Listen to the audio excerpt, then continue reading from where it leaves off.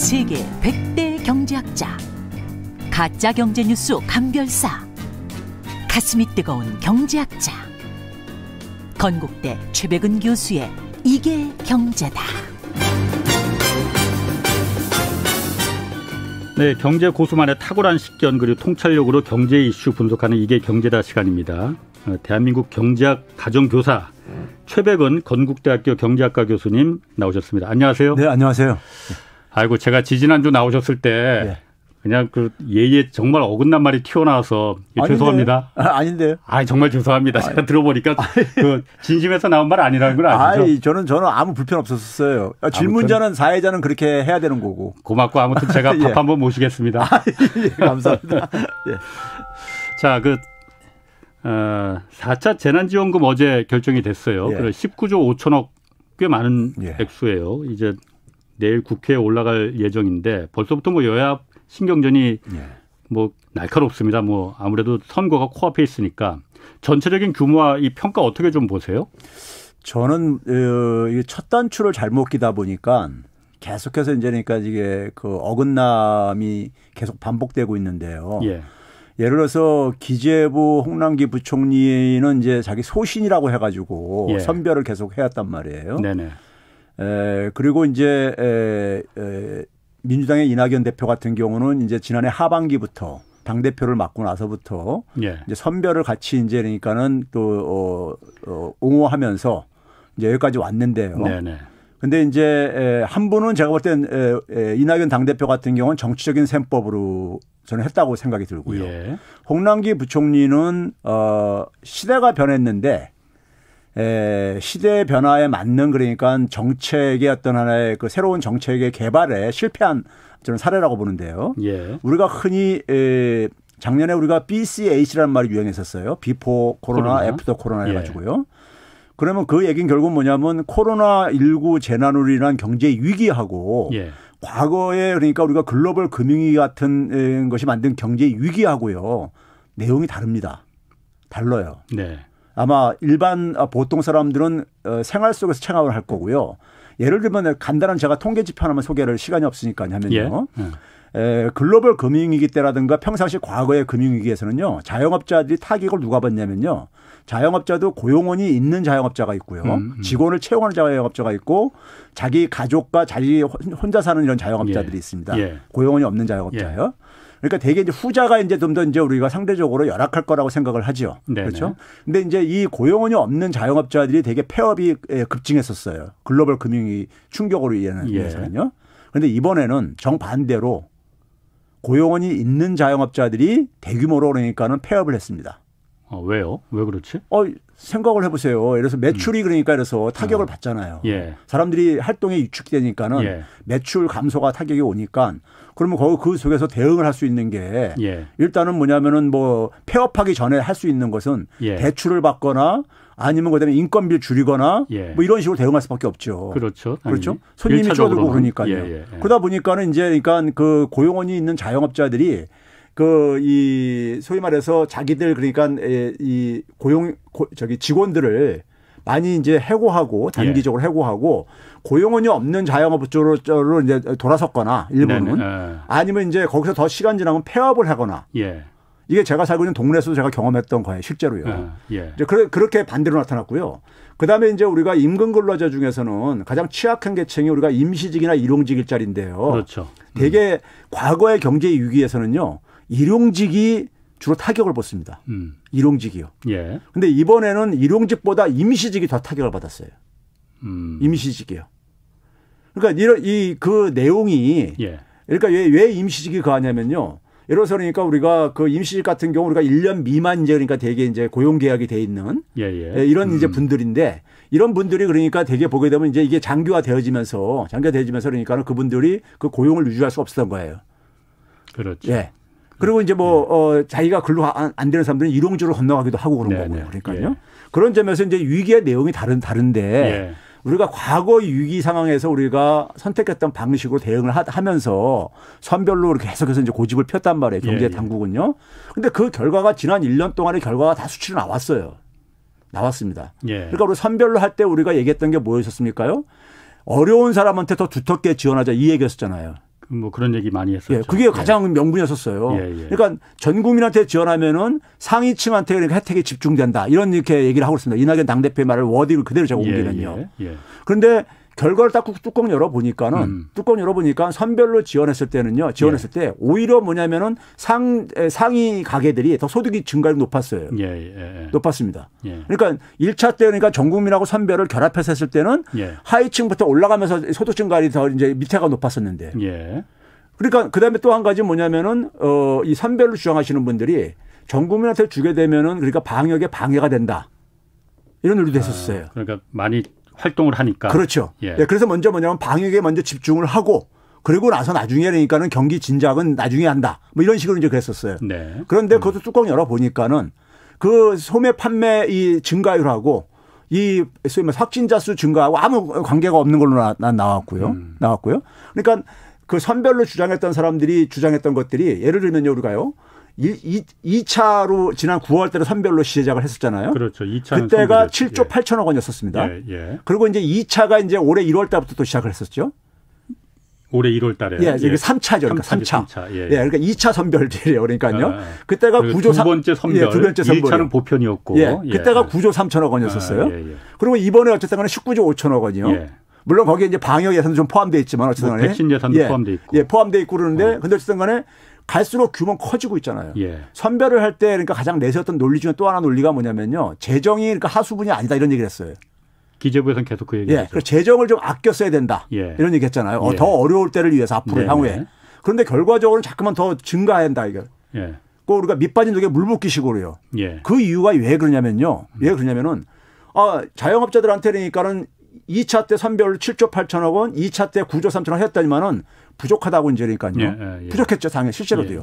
부족하다고 그러다 보니까 잠깐만 커진 거예요. 근데 이게 왜 부족해진 거냐면요. 2차 때 3차 때는 초점이 어디다 맞췄냐면은 주로 비용 측면이요. 그러니까 임대료라든가 가장 우리가 지금 임대료 같은 이런 데다가 초점을 맞췄었어요. 그런데 자영업자들이 더 큰 피해를 나타내는 게 매출액 감소였었습니다. 매출액 감소가요. 근데 매출액 감소를 그러니까 이게 더 큰데 크다 보니까 잠깐만 지원이 커질 수밖에 없는데 1차 때 전 국민을 했을 때는요. 14조 3천억 원 했을 때는 그게 최종적으로 자영업자 주머니에 들어갔다 이거예요. 사람들이 쓰기 시작했다 이거죠. 아니 그때는 그러니까 그건 의무적으로 썼어야 되잖아요. 안 쓰면 다 환수됐으니까요. 그러니까 그게 결국은 뭐냐면 선별 지원에 보탬이 됐던 거예요. 그때는요. 그러니까 그런 점에서 그게 더 효율적이었다는 얘기죠. 그러니까 그 당시에는 자영업자들이 이렇게 불평 안 했었어요. 지원 규모가 고했었어도 불구하고요. 작았었어도. 선별 지원 금액은 그 당시 그렇게 크지 않았었거든요. 초기에는요. 사람들이 와서 쓰니까. 그렇죠. 그리고 그 자기가 써야 되는 돈 이상을 쓰잖아요. 쓰다 보면요. 또 그러니까요. 뭐 그럴 수 있죠. 아무래도. 그래서 실제 통계로도 그렇게 잡혀요. 더 이상 소비했다는 것이요. 그러면 그 상황이 그러니까는 더 그러니까 정부에 그러니까 그만큼 지원 금액을 사실 세이브 시켜주는 역할을 한 거예요. 근데 선별을 했을 때는 현금으로 딱 줬단 말이에요. 현금을 주니까 임대 사업자한테 딱 돈 주고 임대로 내고 현금으로요. 임대 사업자는 그 대부분이 뭐냐면 또 저축으로 다 들어가 버리고 돈이 안 돌았죠.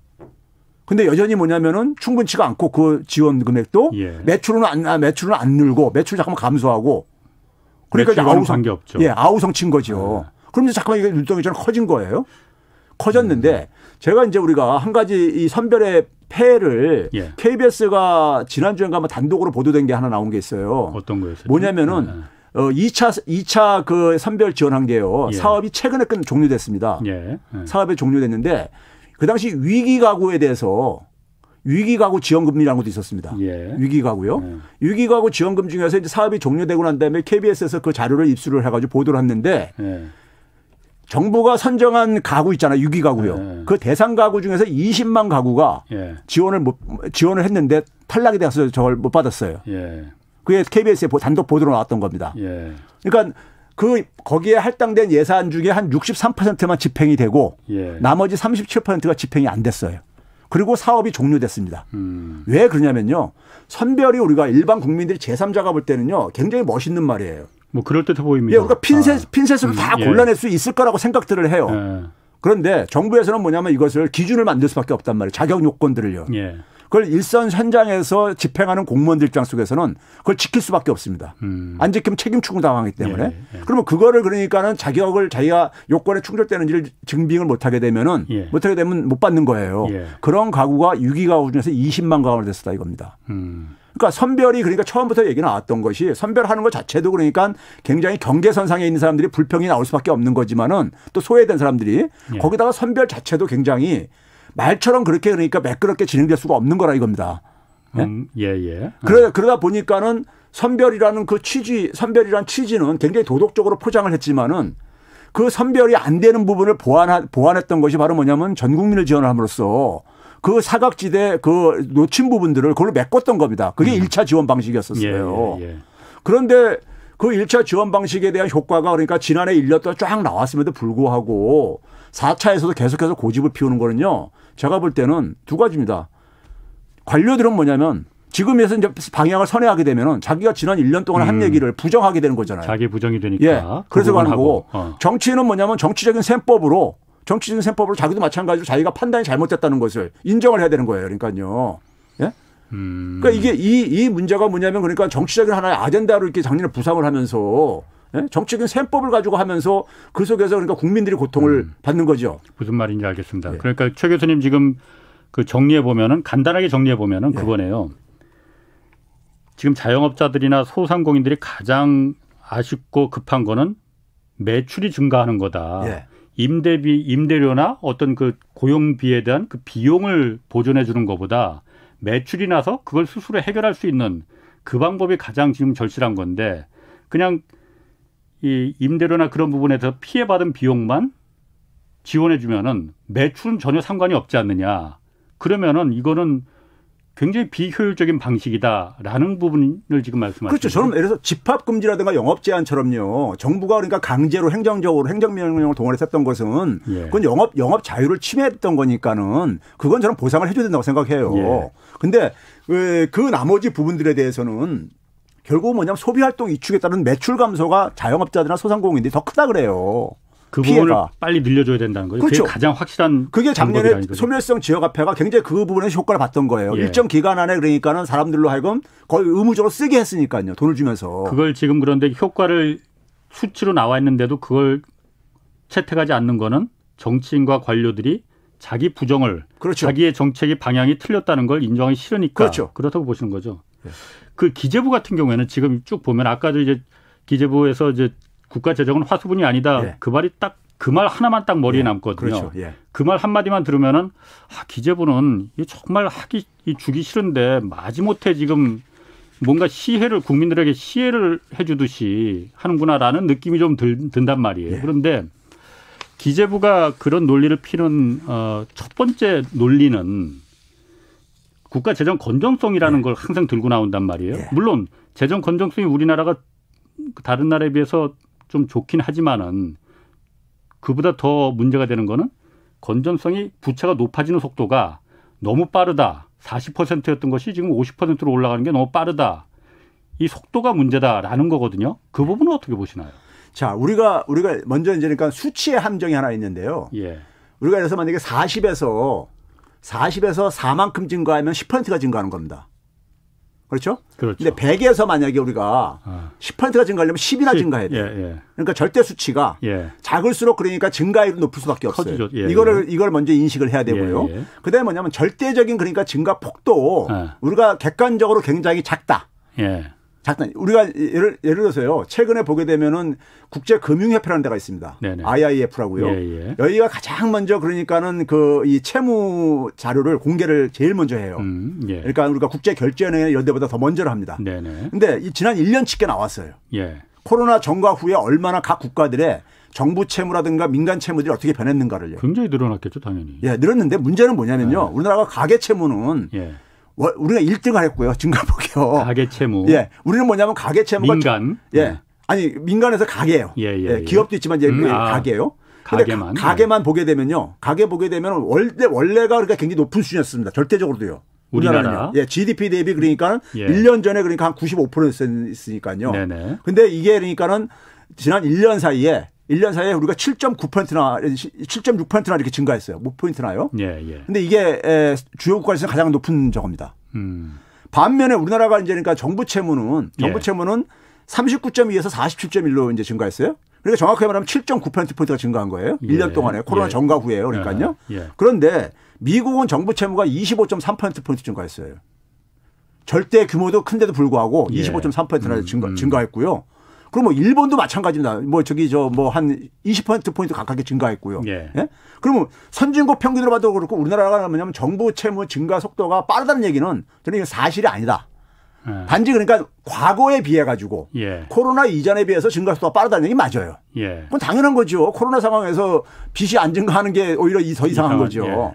그러니까 코로나 이전에 그러니까 과거 그러니까 평화로웠던 시기하고 비교를 해가지고 증가 속도가 빠르다는 얘기는 객관적으로 팩트가 맞는 얘기지만 다른 나라하고 상대적으로 비교할 때는 전혀 빠른 속도가 아니다. 그런데 그 부분에 대해서 항상 그 반대쪽에 있는 사람들이 주장하는 게 미국과 일본하고 우리나라를 비교하는 건 맞지 않다. 왜냐하면은 미국은 달러를 발행하는 기축통화국가 아니냐. 일본도 준 기축통화국에 속하지 않느냐. 거기는 돈을 찍어내서 국민들한테 국가가 채무를 감당하고 국민들한테 나눠줘도 감당할 수 있을 만한 나라들이지만 쉽게 말해서 인플레가 그렇게 발생하지 않지만은 한국의 원화는 그렇지 않지 않느냐. 그렇기 때문에 우리는 국가 재정 건전성을 관리할 수밖에 없다라는 주장을 하거든요. 어떻습니까? 그건 저는 기본적으로 비과학적인 얘기고요. 그러니까 제가 흔히 많이 표현할 때 무슨 얘기냐면 경제 정책은 과학이어야 됩니다. 객관적인 과학이어야 되는데 우리가 흔히 그러니까 우리 국민들이 과거 외환위기에 대한 트라우마가 있잖아요. 우리나라는요. 그렇죠? 그걸 이용을 해가지고 흔히 이제 그러니까 국가 부도 이런 얘기를 이제 그러니까 언론에서 많이 쉽게도 써요. 너무 그러니까 자극적인 용어들을요. 근데 우리가 그것과 관련된 학문적인 용어가 뭐냐면요.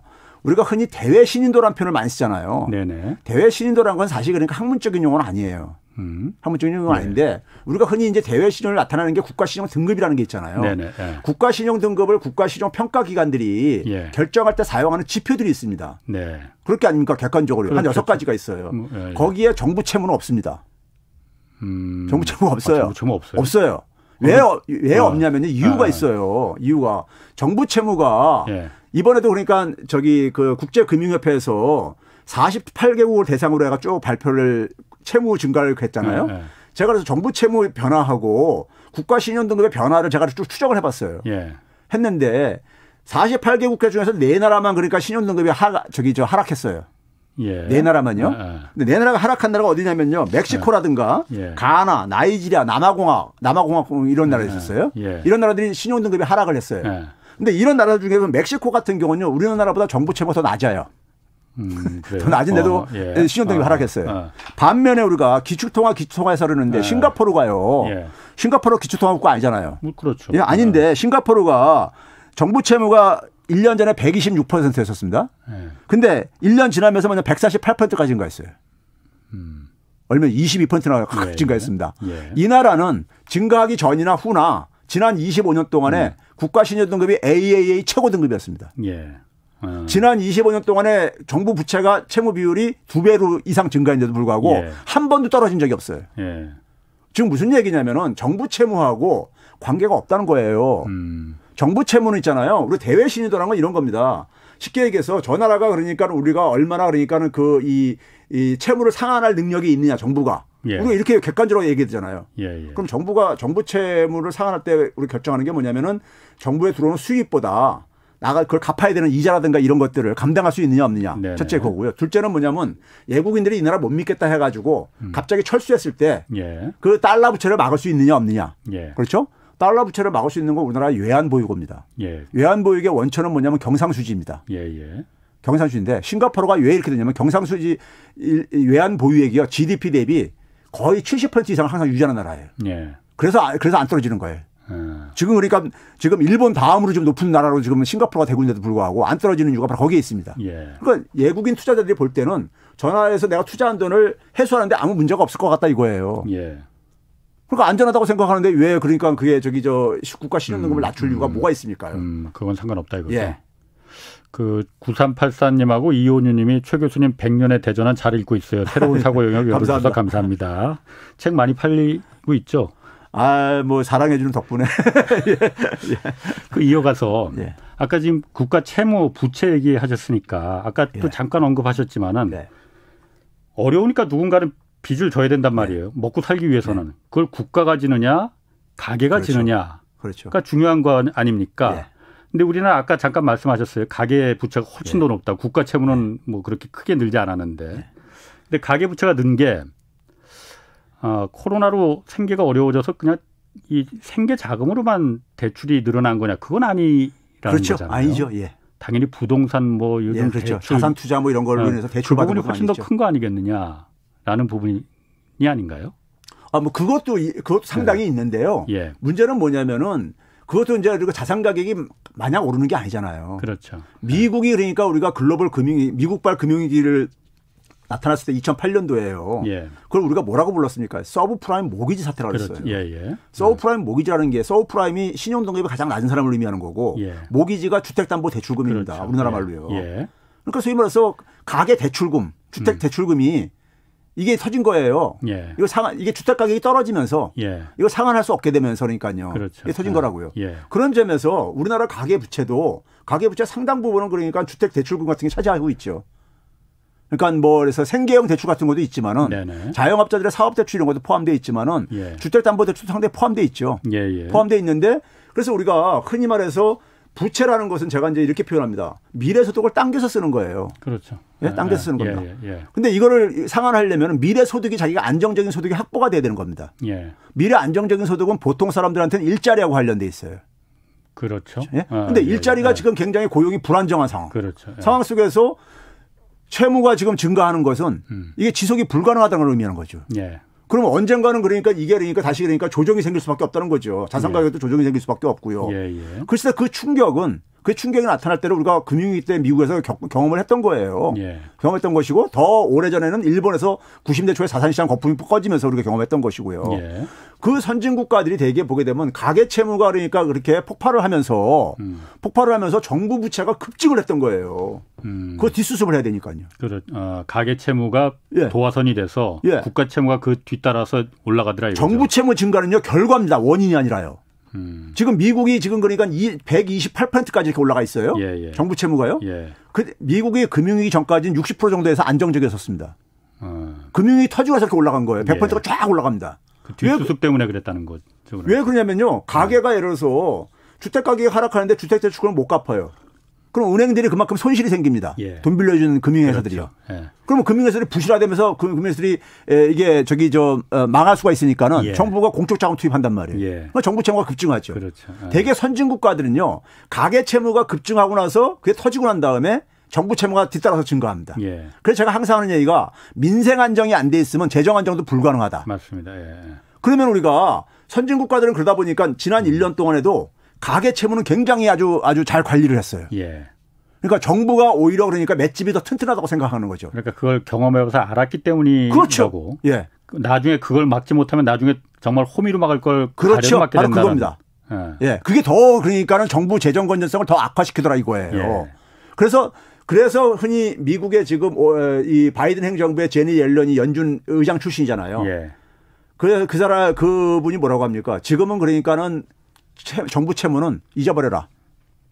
지금은 잊어버려라. 그건 나중에 갈 문제이고 이런 얘기를 하거든요. 그 이유가 이 경험 속에서 나오는 거예요. 경험 속에서. 그러니까 우리가 흔히 경제학자들이 위기에 대해서 대응할 때 위기 전에 그러니까는 자원을 동원하는 것이 그 비용을 최소화시키는 것이 발생하지 않도록 그게 위기가 터지고 난 다음에 사후 뒷수습하는 것보다 몇 배로 적게 든다 이런 얘기를 해요. 그러니까 가계 부채가 전가시켜버리면은 나중에 그게 가계가 감당 못하게 되면은 결국은 국가가 뒷수습을 해야 되는데 그 비용이 훨씬 더 커지더라. 미국의 서브프라임 모기지 사태 때도 그랬고 여태까지 과거의 그 위기를 쭉 경험해 보면 반추해 보면은 결국은 미리 가계부채를 막아주는 게 훨씬 적은 비용으로 관리할 수 있더라라는 거군요. 그렇죠. 그게 우리가 수십 개 국가들 사례를 겪었던 나라들 보게 되면 그게 공통적으로 확인되는데 우리는 반면교사로 삼아야 될 게 아니겠습니까? 그렇게 해서 지금 어쨌든 지금 이제 추경 이제 재난지원금 19조 5천억 관련해서 추경도 한 15조 지금 지금 내일 이제 국회에 올라가는데 자연스럽게 이제 이 재원을 어디서 마련할 거냐 그 얘기가 지금 증세위가 나온단 말이에요. 세금 올린다는 얘기가 선거가 이제 코앞이지 않습니까? 세금 올린다고 하는데 선거에는 굉장히 그야말로 정치인들 입장에서는 정말 이거 말 꺼내기도 싫은 주제일 거예요. 그 부분은 어떻습니까? 이게 그야말로 방법은 두 가지일 것 같아요.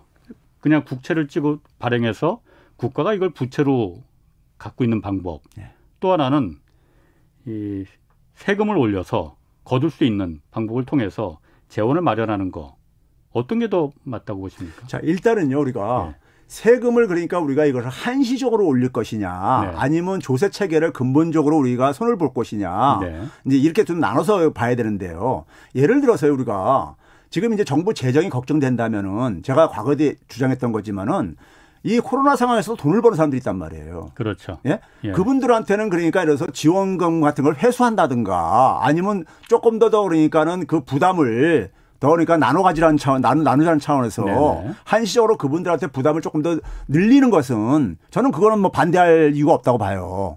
그분들 되게 고소득자고 그런데 문제는 뭐냐면 그분들도 세금 내는 거 좋아할 사람은 그렇게 많지 않을 것 같아요. 기꺼이 자기가 내겠다는 사람들이 그렇게 많지는 않을 것 같아요. 근데 이제 그 방법 이외에 우리가 이래서 소득세율을 그러니까 인류적으로 쫙 다 올리게 되면은 어떤 뭐 여당 정치인은 뭐 1억 원 이상을 그러니까 올리자 그러는데 일반 보통 사람들 입장 속에서는 1억 원도 그러니까 중산층으로 분류되고 그럽니다. 1억 원 정도라도 그러니까요. 그러면 예를 들어서 그러니까 1억 원 버는 사람하고 9천만 원 버는 사람하고 9천만 원 버는 사람은 세금도 안 내고 1억 원 버는 사람은 세금 더 내고 이것도 이제 그러니까 문제가 될 수 있기 때문에 조세 체계를 좀 이제 근본적으로 이제 우리가 손보려면은 지금은 타이밍이 아니라는 거죠. 지금은 코로나로 인해서 우리가 경제 정책적인 측면에서요. 경제가 그렇게 안 좋을 때는 증세보다는 오히려 그러니까 정부가 재정을 지출을 하는 것이 훨씬 효과가 있다는 게 교과서적인 처방입니다. 가뜩이나 지금 경제가 어려운데 세금을 더 거두게 되면은 가계의 가처분 소득이 줄어들기 때문에 그만큼 그러니까 경제에 부정적으로 영향을 미친다고 하는 거예요. 거기다가 제가 뭐냐면 조세 체계를 좀 근본적으로 손을 볼 필요가 있다는 거는요. 지금 우리가 완전히 저성장 국면에 진입을 하고 있습니다.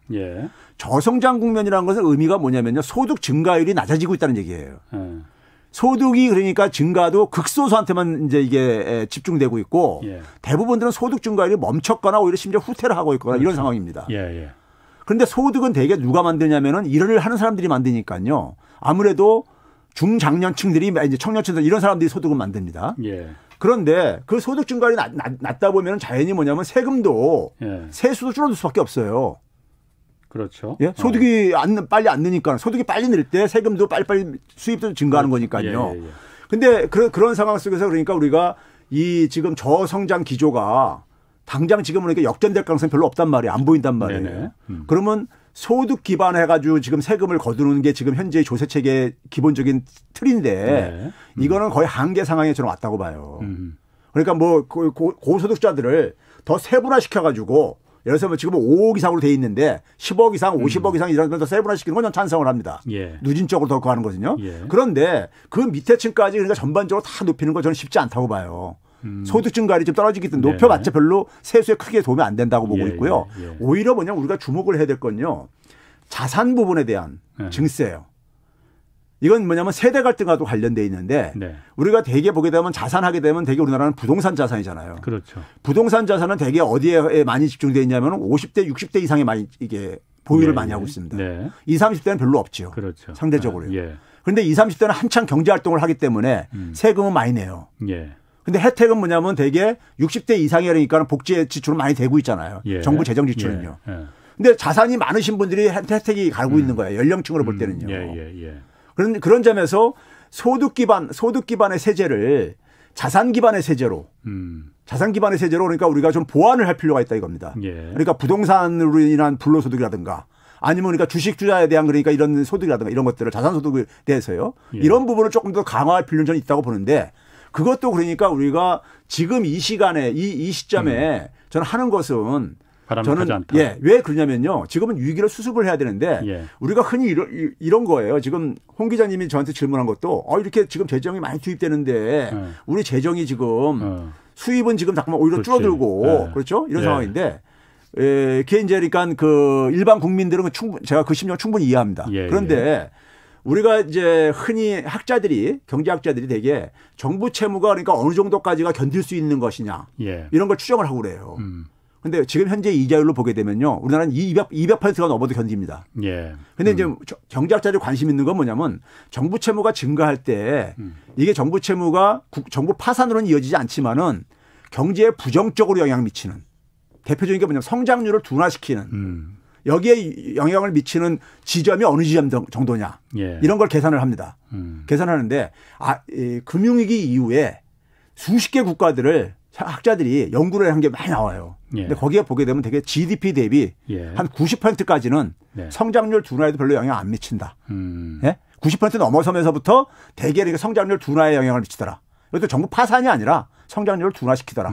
이렇게 얘기를 해요. 예. 연구 결과를 보게 되면요. 그러면 그런 걸 가할 때는 아직 우리나라 같은 경우는 지금 50%가 지금 아직 안 된 상태. 예. 여유가 있는데 이 상황 속에서 세금을 얘기를 해가지고 국민들 그러니까 개인이니까 우리가 지금 그러니까 부담을 심적인 부담이라든가 이런 걸 지금 저는 그럴 필요 없다는 필요 거죠? 없다고 봅니다. 그러니까 아까 말씀하셨듯이 저도 이제 그런 부분을 예전에 제가 대기업과 조세제도 조세정책이라는 취지를 한번 프로그램 만든 적이 있었는데 우리나라 이 조세 체계가 지금 많이 나아졌다고 하지만은 예. 이 노동소득에 대한 과세와 예. 자본소득에 대한 과세 그러니까 돈을 버는 그 부분에 대해서 세금을 매기는 거는 굉장히 관대한 부분이 아직까지도 있는 그렇습니다. 것 같아요. 그래서 예. 그런 부분은 아무래도 지금 손볼 시기는 아니지만은 예. 장기적으로는 손을 봐야 되겠고 지금 증세를 얘기하는 사람들도 어쨌든 전체적인 조세 체계를 전반적으로 손보자는 게 아니고 한시적으로 지금 워낙 위기니까 한시적인 어떤 재난세 같은 걸 좀 도입하는 게 어떻겠느냐. 예를 들어서 지금 다들 어렵다고 하지만은 지금 대기업들 같은 경우에 오히려 돈을 더 많이 버는 대기업들 많거든요. 그래서 특별 배당도 지금 추진하고 그러잖아요. 네. 그런 부분에 대해서 다 같이 고통을 분담한다는 차원에서 예전에 우리가 IMF 때 금모기 해서 금모아서 그게 실제로 뭐 국채를 갚는 그 빚을 갚는 데 실질적인 도움이 됐겠습니까? 어떤 상징적인 시그널이잖아요. 예. 같이 고통을 우리가 외면하지 않고 분담하겠다는 이런 부분에 대한 어떤 한시적인 재난세나 이런 부분을 좀 마련해서 이 기금을 이 재원을 마련하는 게 어떻겠느냐 그런 얘기를 하는 거거든요. 그런 부분에 대해서는 어떻습니까? 그러니까 제가 한시적인 아까 제가 전제로 한시적으로 이 와중에도 돈을 버시는 분들이 있으니까 그것도 돈을 이제 조금 버는 게 아니라 굉장히 많이 버시는 분들이 있는데 그분들한테 그러니까 이래서 우리가 흔히 뭐 사회연대세라든가 아니면 저는 개인적으로 이번 기회에 그러니까 우리가 신이 유럽에서는 이미 도입한 거지만 플랫폼세 같은 경우 거기 디지털세라고 불리고 있지만은 플랫폼 기업들이 많이 돈을 벌잖아요. 지금요. 그렇죠. 이 비대면 거래가 많이 가면서요. 오히려 더 많이 벌게 됐죠. 예. 근데 이제 그것도 이제 그러니까 우리가 그런 부분은 그런 좀 많이 버는 기업에 대해서 무조건 다 플랫폼 기업으로 다 돈을 버는 건 아니겠지만은 하여간 돈을 많이 버는 기업들한테 적어도 그러니까 제조업의 영업이익률을 초과하면서 평균적인 초과이익을 초과하면서 했을 때 그 수익 중에서 일정 부분을 저 같은 경우 그 평균 이상 중에서 한 50% 정도를 거기에 그거에 대해서는 그러니까 저 플랫폼세를 저는 도입하자고 주장하는 사람 중에 한 사람입니다. 근데 이제 그러니까 그런 걸 이제 그러니까 우리가 그래서 제가 전 국민 재난지원금 지원할 때도 재정이 그렇게 걱정된다면은 그 1년 후에 우리가 종합소득 다 신고하잖아요. 종합소득 신고할 때 보게 되면 다 자기 소득이 다 노출되잖아요. 그렇죠. 노출됐을 때니까 전년도에 비해서 더 증가한 사람들에 대해서는 다 회수하면 되지 않냐. 그 간단한 방법이 있는데 그렇죠. 근데 그걸 왜 선별하기 힘든 걸 억지로 선별한다면서 이렇게 하냐. 방법이 없는 건 아니네. 그러니까요.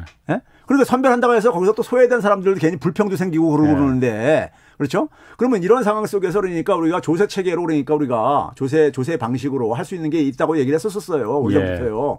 근데 뭐 그거를 하여간 뭐 왜 안 됐는지 저는 모르겠어요.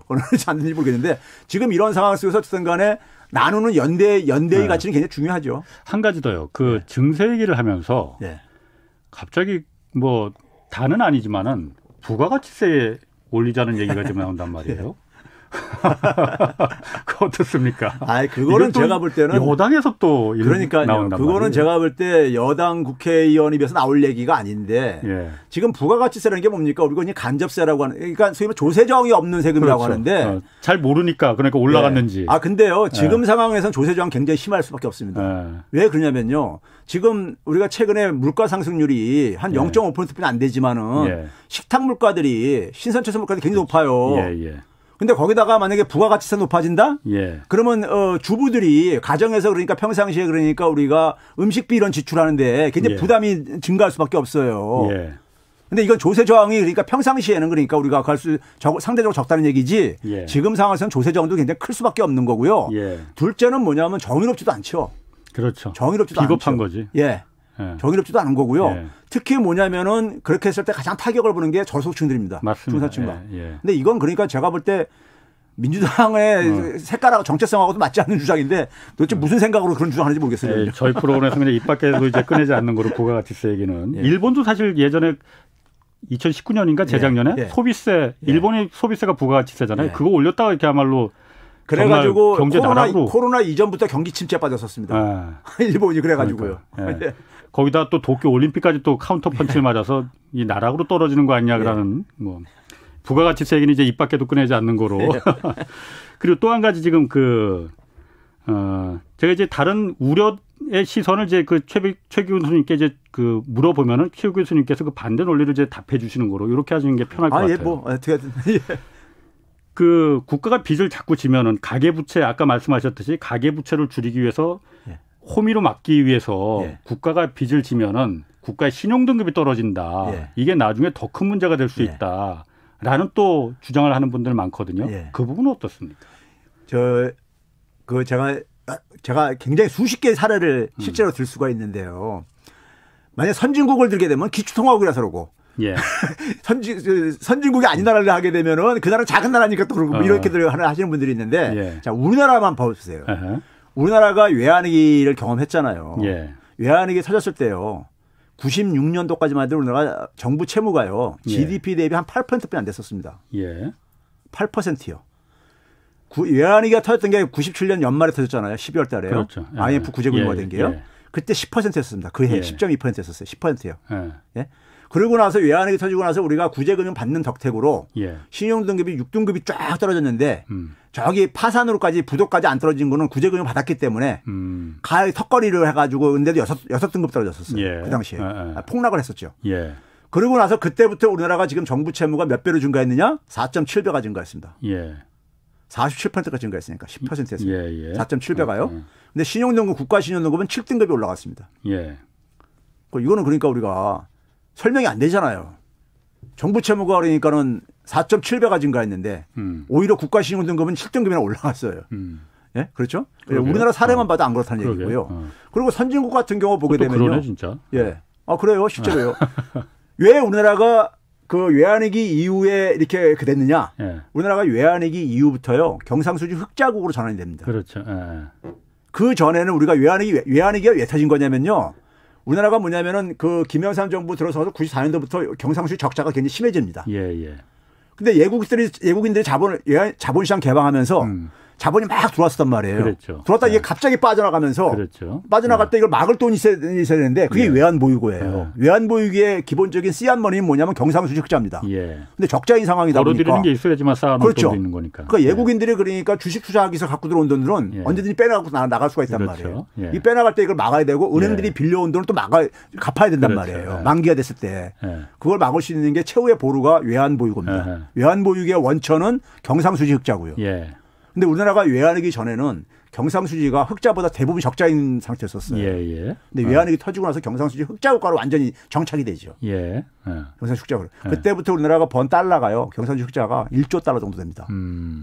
지금 우리나라가 경상수지 외환보유액이 한 4,400억 달러 되는데 저는 더 모으라고 그래요. 더 모으라고 합니다. 더 모을 수가 있죠. 1조 달러나 거의 벌었습니다. 98년도부터요. 지난 20년 동안에. 그러니까. 그러면은 그게 튼튼하면요. 그게 튼튼하니까 국가 신용등급이 올라가는 거예요. 아까 제가 앞에서 얘기했듯이. 싱가포르가 바로 그런 경우예요. 싱가포르는 우리나라가 외환보유액이 GDP 대비 한 27% 돼요. 이게 일본하고 비슷한 규모입니다. 그러니까 국가 채무하고 신용등급하고 연관관계가 그렇게 없어요. 없다 이거죠. 아니 싱가포르가 그 90년대 중반에 한 60% 되었었어요. 정부 채무가요. 근데 지금 아까 얘기했듯이 140%까지 갔는데도 신용등급은 항상 최고 등급 AA가 한 번도 변한 적이 없어요. 독일도 그렇고요. 독일도 그러니까 정부 채무는 계속해서 막 이렇게 증가했다 떨어졌다 이렇게 하는데도 불구하고 전혀 영향을 안 받아요. 오히려 그러니까 유로존 위기 터졌던 나라들은요. 유로전력이 터지기 전에 정부 채무가 줄어들었는데도 오히려 그러니까는 터졌었습니다. 예. 그러니까 정부 채무하고 이게 그러니까 객관적으로 연결이 안 된다는 거 안 된다는 것은 그 이유가 있는 거예요. 그렇군요. 이유가. 그러니까 가장 핵심적인 것은 경상수지입니다. 경상수지요. 우리나라는 지금 사실 수출도 굉장히 지금 막 상승세란 말이에요. 우리가 1년에 그러니까 한 700억 달러 안팎에 그러니까 경상수지 흑자를 벌어들여요. 달러를 벌어들이는 순수한 규모가 그 정도 된다는 얘기인 겁니다. 그렇군요. 그 한 가지 더 좀 물어볼게요. 지금 미국 바이든 행정부가 미국은 늘 사람들이 정가에 보도 꺼내들듯이 기축통화 국가니까 달러를 막 찍어내서 1조 9천억 달러를 지금 또 작년까지 3조 달러든가요? 4조 달러든가 썼는데 1조 9천억 달러를 올해 지금 더 쓰겠다고 지금 하는 거잖아요. 그렇죠. 뭐 그러다 보니까 그 레리 서머스 전 재무장관 이분도 앞으로 듣도 보도 못할 이제 그 인플레와 물가 인상이 지금 올 거다. 그렇게 돈 풀다가는 아무리 미국이지만은 달러를 우리가 찍을 권한이 있지만은 그렇게 찍어내서 안 된다라는 얘기를 하는데 뭐 미국이야 미국 사람들이 걱정하라고 하고 이게 우리나라에 어떤 영향을 미치지 않을까라는 걱정이 앞서거든요. 그거 걱정 없겠습니까? 저는 그 레리 서머스 주장이에요. 동의는 안 하는데요. 왜 그러냐면 지금 우리가 이제 흔히 인플레이션 압력이 보인다고 해가지고 국채 금리에 10년물 국채 금리가 1.5%가 넘어섰다. 일시적으로요. 근데 일시로 넘어서 다시 후퇴했어요. 다시 좀 안정됐어요. 후퇴하는 이유가 있습니다. 후퇴하는 이유가 있는 게 뭐냐면요. 그렇게 올라가게 되면은 지수적으로 올라가게 되면은 주식시장이나 이런 데가 채권 시장이 붕괴될 수가 있어요. 붕괴되게 되면은 이게 이제 그러니까 소위 말해서 이 경제적인 이제 충격이 올 수가 있잖아요. 경제적인 충격이 온다는 얘기는 경기가 침체에 빠진다는 얘기인 겁니다. 쉽게 얘기하면요. 침체에 빠지게 되면 금리가 다시 떨어질 수밖에 없어요. 그러니까 금리가 그렇게 올라가려면은 경제가 굉장히 그러니까 이게 활력이 있게 돼야지만이 돈 푸는 상태에서 그러는데 우리가 지금 지난 금융이 터지고 나서도요 돈을 엄청나게 많이 풀었습니다. 그렇죠. 근데 우리가 인플레이션이 안 일어나는 이유가 있어요. 그 돈이 그러니까 잘 안 돌아요. 그냥 은행에만 잠겨 있다 이거죠. 은행 잠겨 있을 뿐만 아니라 그게 주로 뭐냐면 금융회사들이 이거 돈놀이 해가지고 자산 가치나 불리 오른다고요. 일반 가계 소비에 그렇죠. 그걸 별로 안 도는 거예요. 그러니까 그 가게들이 만약에 돈을 막 쓰고 하게 되면은 그래도 과거처럼은요 인플레이션 안 생길 수밖에 없는 이유가 지금은 우리가 흔히 글로벌화가 많이 돼가지고 외국에서 그런 값싼 물건들을 많이 수입을 할 수 있고 그러다 보니까 우리가 인플레이션은 그러니까 80년대 이후에 없어졌다는 얘기를 합니다. 경제학에서요. 그렇죠. 사실상 없어졌고요. 없어졌거든요. 그 이유가 뭐 기술 진보도 있고 여러 가지도 있고 그러는데 불평등이 굉장히 지금 심해져 가지고요. 불평등이 심해졌다는 얘기는 일반 중산층과 저소득층이 쓸 여력이 그렇게 많지가 않다는 얘기인 겁니다. 그러니까 상위 계층들한테 다 그 돈이 다 가버렸기 때문에. 그 사람들 가게 되면 그분들은 대부분 돈들이 저축으로 되거나 자산 투자에다가 들어가야죠. 그게 근데 이게 실물 경제로 이게 돈이 돌아야지만 이게 인플레이션을 자극하거든요. 그래서 별로 그 가능성이 없다 저는 보고요. 일시적으로 잠깐. 그래서 되게 보게 되면 5년물 금리 이하는 거의 안 올라가져요. 그렇죠. 그러니까 10년물 이상, 5년물 이상들만 조금씩 올라가고 있는데 그것도 그러니까 이제 5년물이라면 5년 이후를 지금 얘기를 하는 건데 그렇죠. 근데 그것도 그러니까 조금 올라가다가 그러니까 주식시장이 충격을 받으니까 다시 또 후퇴를 하고 있잖아요. 금세 그러니까요. 그 이유가 이제 그러니까는 지금까지 소위 말해서 그 풀린 돈들이 다 어디로 갔느냐? 다 주식시장이나 자산시장으로 갔잖아요. 대부분이요. 갔기 때문에 그게 충격을 받으면 다시 또 내려올 수밖에 없다는 얘기입니다. 그러면 어쨌든 그런 그 미국 그 바이든 행정부가 지금 그 돈 풀기라는 표현이 적당할지 모르겠지만 하여튼 그렇게 푸는 거에 그렇게 우리가 미리 우려하고 겁먹을 필요는 없다. 미국 전문가들 중에서는요. 그 돈도 부족하다고 그럽니다. 미국 경제를 코로나 이전으로 복구하는데 부족하다고 얘기하는 학자들도 꽤 있어요. 불충분하다고 얘기를 하고 있습니다. 그러니까 정치들은 최소한을 가고 있다고 생각을 하는데 근데 이제 문제는 뭐냐면 그걸로 인해서 우리가 이제 그러니까는 뭐 우리 경제에 어떤 영향을 미칠 거냐 뭐 이런 얘기들을 하고 그러는데 우리가 과거의 경제학 책에서는 보게 되면 전통적으로요. 막 재정을 많이 쓰게 되면은 다른 나라도 혜택을 본다 그러는데 그 혜택은 잠깐 줄어들고 있습니다. 그렇군요. 그러니까 미국이 지금 뭐냐면 바이 아메리칸 정책을 오바마 때부터 계속 쓰고 있잖아요. 그렇죠. 그러니까 그 돈이 가능한 한 해외로 안 나가게 하겠다는 거예요. 그 효과가요. 그러면은 미국 얘기는 뭐 이제 그만하고 미국 사람들이 알아서 하라고 하고 지금 같은 위기 상황에서 한국 정부가 우리 정부가 우리 이 가계와 기업을 위해서 어떤 역할을 좀 해야 된다고 보십니까? 지금 있잖아요. 우리가 일반 국민들이 볼 때는 소상공인하고 자영업자한테만 이렇게 집중적으로 지원해 주냐 이런 이제 불평을 하시는 분들도 있잖아요. 네. 예? 그런데 우리가 지금 놓치고 있는 것 중에 하나가요. 정부가 그러니까 정부하고 한국은행이 예. 자기 역할들을 지금 충분히 안 하고 있다고 저는 봐요. 지금 중소기업하고요, 소상공인들이 대출이 굉장히 지금 받기가 힘들어지는 이런 상황에 놓여 있습니다. 네. 그러니까 뭐냐면 은행들 같은 경우는 자기 이제 관리하기 위해서 소위 말해서 이제 대출을 잠깐 조이고 있습니다. 네. 네, 중소상공인들이요. 예. 근데 이분들이 어쨌든 간에 아직까지는 계속 지금 어려움이 지속되고 있는 상황인데 여기서 그러니까 쉽게 말해서 우리가 비 올 때 우산 뺏는 식으로 예. 이런 식으로 가는데 이거를 지금 정부 당국이 아는지 모르는지 모르겠는데요. 예. 지금 이게 기간이 길어지면서 운전자금이라든가 이런 것들이 굉장히 수요가 지금 여전히 계속 많이 필요해요. 근데 예. 이미 대출받은 게 많다고 해가지고 더 이상 안 해주고 예. 그러다 보면은 손 놔버리게 되면요. 예. 쓰러져 버립니다. 네? 쓰러져 버리는데. 예. 그러니까 지금 그래야 될 것은 뭐냐면 우리가 미국 같은 데가 소위 말해서 정크본드들 투기 등급 이하의 회사채까지도 막 매입할 한 이유가 예. 이건 코로나라는 특수한 상황에서 발생하는 거기 때문에 코로나가 벌어지지 않았으면은 예. 이게 그러니까 이렇게 정상적으로 영업을 할 수 있는 이런 기업들이라고 봐가지고 일단은 살려야 되겠다는 겁니다. 예. 그럼 우리도 마찬가지인 거예요. 우리도 이 고비를 그러니까는 지금 한번 해보세요. 방치를 하게 되면은 다 폐업을 하게 되면 이 비용이 그러니까는 감당 못하게 된다. 그렇죠. 나중에. 그래서 지금 그러니까는 우리가 이렇게 뭐 지원금 가지고 이렇게 전부 다 이렇게 하지만은 이면에는 여전히 그러니까 그늘진 곳이 굉장히 많다. 알겠습니다. 예. 자, 오늘 말씀 감사합니다. 시간이 다 드세요. 지금까지 최백은 건국대 경제학과 교수님 함께했습니다. 네, 감사합니다. 다음에 밥 한번 모실게요. 예, 감사합니다. 지금까지 홍사훈의 경제쇼였습니다. 저는 내일 4시 5분에 다시 찾아뵙겠고요. 지금까지 경제와 정의를 다 잡는 홍사훈의 경제쇼였습니다.